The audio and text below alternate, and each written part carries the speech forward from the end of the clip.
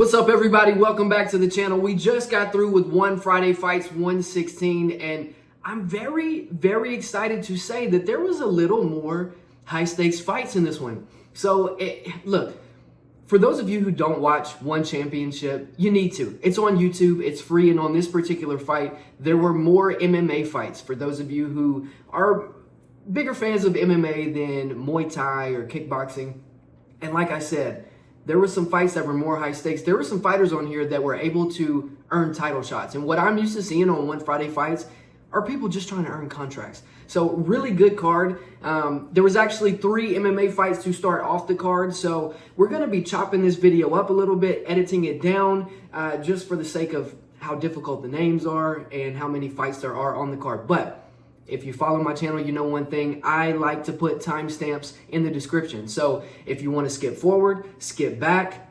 I think I might have did that backwards, but you get it. You can skip ahead to the fight that you are most interested in. So let's get straight to it. The first fight on the card was Minowa versus Lee Seung, and I'm going to scoot over just because I'm going to be throwing up images to kind of reference the fight. Minowa wanted to wrestle. He was getting his ass kicked in the stand-up. Minowa found a few shots in the stand-up, but for the most part, he was getting picked apart, and he was persistent with the wrestling.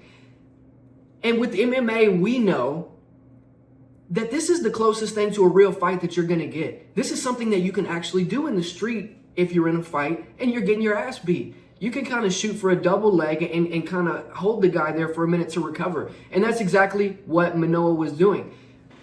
But what Lee Seung was able to do was reverse that position, get the north-south position, and in each of the 3 rounds, he landed some really, really nasty knees. However, Lee Seung did not go without adversity on the ground.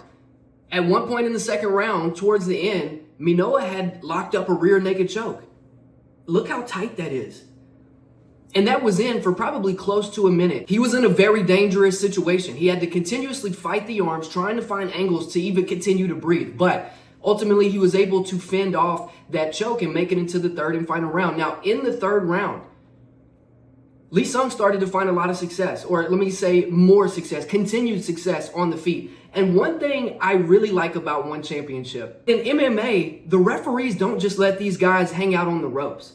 Look at this picture right here where the ref is breaking up these guys being up against the ropes. They don't let you stall in One Championship, and I think that is something that the UFC absolutely needs to adopt. Now, I can't forget to mention that Lee Seung actually did find some takedowns of his own. The control time absolutely belonged to Minowa in this fight, but Lee Seung was able to hang on to win this fight by unanimous decision. Moving up the card to a very high-stakes MMA match, women's MMA at atomweight, Akaya Miura versus Juliana Otalora. Now, for those of you who do not know, Akaya Miura is the 3rd-ranked atomweight in the world. She's like right behind Stamp Fairtex, if I'm not mistaken.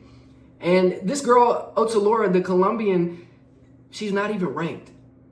So I don't know if that's an occurrence that we see a lot in One Championship. Again, I've only really started covering One for the last few months. But let's get into it. As soon as the bell rings for round 1, Miura storms across the ring, gets Otalora in a headlock, and I'll show you some of the pictures right here. She's really good at judo. She then flips her and keeps her kind of in the same position on the ground. Like, these are things that you would never see in the UFC. I mean, we kind of saw it with Ronda Rousey back in the day, but the sport has just developed and grown so much that it's hard to do this to people. And Miura was just leagues ahead of Otalora, and it showed in this match. But again, it was really cool for me to see such a high-stakes match on a card like this, Friday Fights. I've never seen this before. Again, it's usually people just trying to earn a contract. So Miura was able to find the submission at the end of round 1. And what did she get rewarded with? A title shot against Denise Zamboanga. And that is going to be an incredible fight card. It's going to be in November at 173 Super Vaughn versus Nori. And that fight card also features Umar Kane against Anatoly Malikin. If you know, you know. So shout out to her for getting the job done. I don't know if it's enough to earn a title shot, at least in the world of the UFC. But this is One Championship, and I'm here for it. Moving up the card to the last MMA fight of the day at One Friday Fights 116 was Avazbek versus Untitled Wada. This one was chaos from the opening bell. I'll give you a break from me talking and we'll watch the highlights on it right now.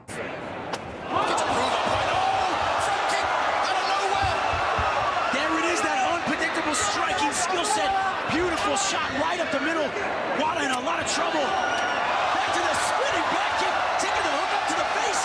In the corner here, doing a ton of damage. Rolling out of the ring. I honestly thought that the referee was going to wave it off and give the victory to Avazbek. I didn't know that you could run away through the ropes like that. Obviously, he did get dropped, but you did see him try to back up a little bit to kind of reset. And boy, did he. Wada got the break that he needed, and when it got back on the feet, I was a little worried for him. I thought that Avazbek would kind of finish the job, but he didn't. As a matter of fact, Wada was able to get Avazbek on the ground, and he actually landed some pretty devastating shots. Some of them we thought might have been illegal. Let's check it out. Composure, and he just owned the battle on. So very clearly some back of the head shots, and this was the damage that occurred from those shots.